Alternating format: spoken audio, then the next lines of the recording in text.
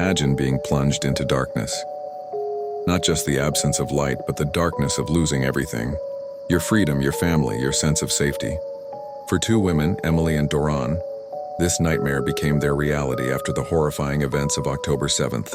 Snatched from their lives, they were taken captive and thrown into the terrifying uncertainty of Gaza. Tapping sound becomes slightly more defined, less like a heartbeat and more like a deliberate signal. They were held in separate rooms, alone, surrounded by an oppressive, suffocating silence. Days bled into weeks, each one a carbon copy of the last, filled with fear and despair. Emily, a young artist who saw the world in vibrant colors, was now confined to a world of gray concrete. Doron, a mother whose life revolved around her children, could only replay their laughter in her mind, a sound that felt a million miles away. The loneliness was a crushing weight, a second captor. But then one day, in the dead of that silence, a sound. Tapping sound becomes clear and intentional. Tap, tap, tap, tap, tap, tap. It was faint, coming from the other side of the wall that separated them. At first, Doron thought she was imagining it. But there it was again. A pattern, a rhythm. Hope, a tiny, fragile spark, flickered to life. Using a piece of debris, she tapped back. A second tapping rhythm answers the first, creating a simple, slow call and response.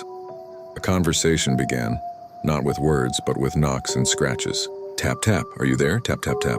I am here, tap. Are you okay? Tap, tap. I'm scared. Through that cold, unfeeling wall, they built a bridge. They tapped out their names, their stories, their fears. They shared memories of sunlight on their faces, the taste of their favorite foods, the feel of a loved one's hug. That wall, meant to isolate them, became their lifeline. It was a testament to the unyielding power of human connection, a refusal to be broken. They weren't just two prisoners anymore, they were a team, a secret alliance against the darkness.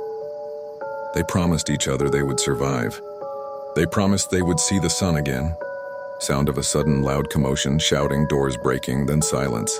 The tapping stops. A moment of tense quiet, followed by the gentle, ambient sound of distant city life and birds chirping. Then, after 470 days, 1 year, 3 months, and 19 days of darkness, the sound wasn't a tap. It was a thunderous crash. The door to Emily's room burst open. Not their captors, but rescuers. Light so bright it was painful flooded the room. The same happened for Doron. They were being saved. Stumbling out into the daylight, blinking, frail, and overwhelmed, they saw each other for the first time. The face that had only been a series of taps, a presence felt through a wall, was now real. They didn't need words, they just fell into each other's arms. A reunion of two souls who had kept each other alive. They had made it, their promise was fulfilled. Music becomes slightly more somber and reflective, but their rescue is a bittersweet victory. It's a powerful story of hope and resilience, but it's not the end of the story. As Emily and Doron begin their long journey of healing, we have to remember that they are the fortunate ones. So many others, men, women, and children, are still missing. Their families are still waiting. Their walls are still silent.